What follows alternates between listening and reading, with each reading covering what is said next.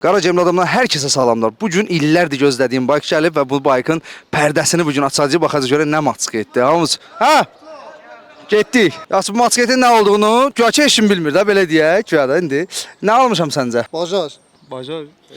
Yox, amma düz deyildi, Kayo. Kayo. Səncə? Kayo mən Haju. deyəcəydim. Haju. Kayo mən deyəcəydim. Səncə? Mən Kayo deyəcəydim, sayılmır elə. Neyin oxudu da kay olsun kay. CF moto almışıq. 600 neçə? NK. 600 NK. Elə bir model yoxdur. Xeyirli uğurlu olsun deyək. Xeyir olsun. 3, 2, 1.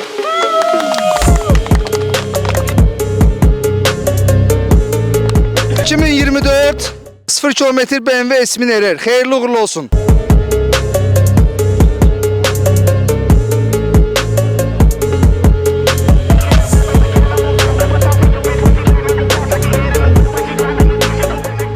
Yaxşı, tortumuzu kəsirik. Xeyirli uğurlu olsun, vətənə xidmətə xeyirli olsun.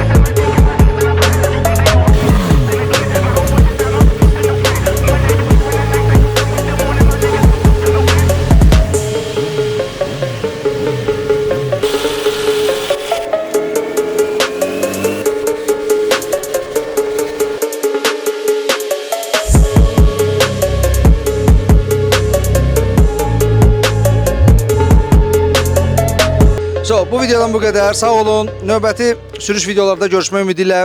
Hələlik özünüzə yaxşı baxın.